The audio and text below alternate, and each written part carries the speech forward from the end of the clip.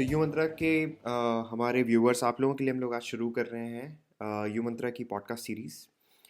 हमारे साथ में है विजयलक्ष्मी जी। विजयलक्ष्मी जी ने हमारे ब्लॉग पर कुछ नहीं तो करीब करीब 100 आर्टिकल्स का कंट्रीब्यूशन कर दिया है। उनके आर्टिकल्स सबसे ज़्यादा पसंद किए जाते हैं। ज़्यादातर कंट्रीब्यूशन उन्हीं के हैं हमारे साइट पर। हमने कहा कि उनके पुराने लेख जो लिखे गए हैं जिसको लोगों ने बहुत ज़्यादा पसंद किया है, उनमें से कुछ लेखों को हम पॉडकास्ट में कन्वर्ट करें, जिससे कि लोगों के लिए सुनना आसान हो और वो पावरफुल मैसेजेस जो वो ह्यूमैनिटी को लेकर, मोटिवेशन को लेकर देती हैं, वो ज़्यादातर लोगों तक पहुंच पाएँ। तो मैं एक 5 जुलाई 2016 का हमारा किया हुआ पोस्ट जो था माता और पुत्र के वात्सल्य के विषय पर, कि ये संबंध कैसा होता है और माता का वात्सल्य कितना बड़ा होता है, इस विषय पर लिखा हुआ लेख है। उसको हमें 1.1 थाउजेंड लाइक्स करीब मिले भी थे उस आर्टिकल को। करीब 84 लोगों ने शेयर किया, 30 कमेंट्स भी आए, और जबकि हमारा पेज तब नया नया था। तो नमस्ते विजयलक्ष्मी जी, हमारे पॉडकास्टिंग सीरीज़ पर हम कई और लेखों को भी कवर करेंगे, पर शुरुआत इससे करते हैं आज। तो मैं चाहूँगा कि आपने इसमें आपके ताऊ जी के बताए हुए एक दृष्टांत की बात बताई थी। मैं चाहूँगा आप इसे फिर दोहरा दें हमारे लिए, इसे ऑडियो में रिकॉर्ड करवा दें, क्योंकि पढ़ने से ज़्यादा आसानी से लोग सुन पाएंगे, और हमारा एक्चुअल इंटेंट ये है कि लोग इसे सुन सुन पाएँ, ज़्यादातर लोगों तक ये पहुँच पाए। तो मैं आपसे सुनना चाहूँगा आगे इसके बारे में। जी, आपने जो सोचा बिल्कुल सही सोचा। शब्दों को सुनने में जो आनंद आता है वो लिखे हुए से अधिक आता है। हाँ, तो मैं इस लेख को आप लोगों के लिए पढ़ देती हूँ। आप सब ने इस बात को महसूस किया होगा कि माँ वास्तविकता में भगवान का ही रूप होती है। खुद भूख सहन कर सकती है, पर पुत्र को भूखा नहीं देख सकती। तबीयत की बात खराब होने पर अपने सुख चैन को भूलकर पूरी तरह उसकी सेवा करती रहती है। यह कहना बिल्कुल गलत नहीं होगा कि माँ उस परमात्मा का ममता भरा स्वरूप है। मेरे ख्याल में एक माँ कभी यह नहीं भूल पाती कि वह अपने ही अंश से बात कर रही है, और यह अंश उसे अपने शरीर और स्वास्थ्य से ज़्यादा प्रिय है। इसी बात पर मैं अपने ताऊ जी की आंखों देखी घटना आपको सुनाती हूँ, जो उन्हीं के शब्दों में। मैं कुछ दिन हुए आगरे गया था। बाजार में कुछ सामान लेने के लिए गया था और एक दुकान पर ठहर गया। उसी समय एक महानिर्धन और दुखी वेश में एक स्त्री को आते देखा। वह भिखारिन सी ज्ञात होती थी। वह उम्र में छोटी थी, गोद में 2 साल के बच्चे को लिए हुए थी। वह वहाँ ठिठक गई, पर किसी से कुछ मांगा नहीं। कुछ देर में उसकी दशा बदलने लगी। उसकी नेत्रों की पुतली चढ़ने लगी और कांपना शुरू हो गई।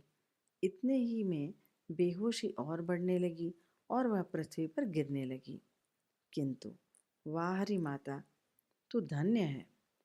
उस अवस्था में भी जब गिर रही थी, पुत्र को एक हाथ से संभाले हुए थी और दूसरे करवट से पक्के फर्श पर धड़ाम से गिर गई।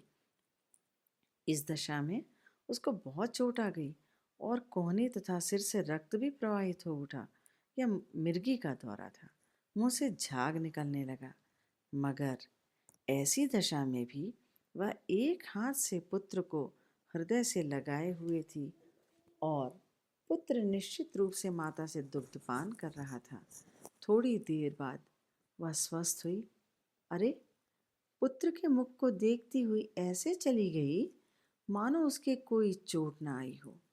वह पुत्र प्रेम का जीता जागता एक अपूर्व उदाहरण था जो मैंने देखा था। जन समुदाय के लिए भले ही एक मामूली सी घटना थी, पर एक हृदय वाले के लिए तो कल्याणी माँ के वात्सल्य का, एक साधक के हृदय को पलट देने वाला सच्चा खेल था। क्या कभी हम ऐसी माँ के ऋण से उऋण हो सकते हैं? मेरे विचार से यह कभी भी संभव नहीं। पर हमें इस बात का आभास होना चाहिए कि हम उस माँ के कठिन 9 महीने के यज्ञ का फल हैं और वो माँ ही हमारी पहली गुरु है जो हमें हर चीज़ का बोध कराती है, सही गलत का बोध कराती है। उसका ही आशीर्वाद हमें सबसे पहले मिलता है और यदि हम यह सब याद रख सकें तो कभी उस माँ के साथ दुर्व्यवहार न कर सकेंगे। धन्यवाद विजयलक्ष्मी जी, आपने ये लेख हमारे लिए पढ़कर सुनाया। सुनकर ऐसे ही लगा जैसे वाकई में हमारी आंखों के सामने ये घटित हो रहा हो। अ, मैं वैसे आपके विचार जानना चाहूँगा इस लेख के विषय में ही। यहाँ आपने माता पुत्र लिखा है वैसे, पर मैं समझ सकता हूँ ये किसी भी माता पिता और उनकी संतान से संबंधित भी है उतना ही। अ, आपके क्या विचार हैं इस पूरे विषय पर? मैं वो सुनना चाहूँगा। मेरे विचार में माता पिता अपने जीवन भर अपनी संतान के लिए जितनी भी सेवाएं करते हैं उसके बदले में उनसे वे कुछ भी नहीं चाहते हैं, सिर्फ एक यज्ञ में आहुति ही देते रहते हैं।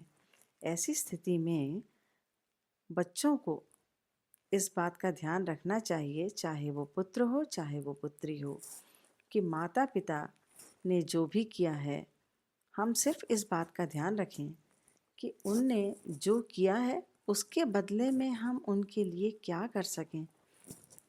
अपितु इस बात को ना सोचें कि उनने हमारे लिए क्या नहीं किया, क्योंकि उनका ऋण तो वैसे भी चुकाया नहीं जा सकता है, क्योंकि उनने हमें इस धरती पर लाकर एक मानव शरीर प्रदान करके हमें जो कुछ दिया है उसका ऋण हम वैसे ही नहीं चुका सकते।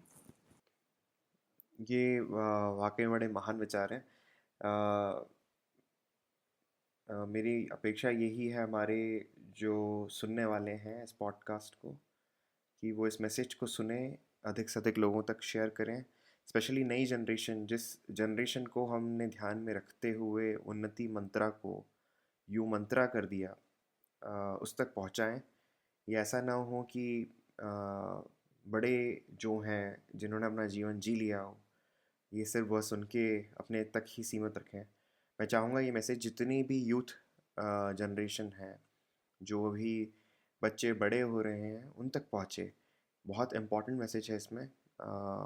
ये ज़रूरी है ये समझें कि कितने सैक्रिफाइसेस करते हैं पेरेंट्स, किस तरीके से वो सारी डिफ़िकल्टीज फेस करते हुए, सारा का सारा बर्डन अपने ऊपर लेते हुए, बच्चों को शील्ड करते हुए उनकी परवरिश करते हैं, और बच्चे भूल जाते हैं ये बात बड़े होने के बाद। सो मेरी रिक्वेस्ट है, चाहे बच्चे सुन रहे हों, जो भी इसे, जो पेरेंट्स सुन रहे हों, फॉरवर्ड करें, कोशिश करें मैक्सिमम से मैक्सिमम लोग इसे सुने और इस पॉजिटिव मैसेज का इम्पैक्ट उनके ऊपर पड़े। थैंक्स अ लॉट सभी को, आप सभी को धन्यवाद इस पॉडकास्ट को सुनने के लिए। हम जल्द ही अगला पॉडकास्ट आप तक लेकर आएंगे। धन्यवाद विजयलक्ष्मी जी। धन्यवाद।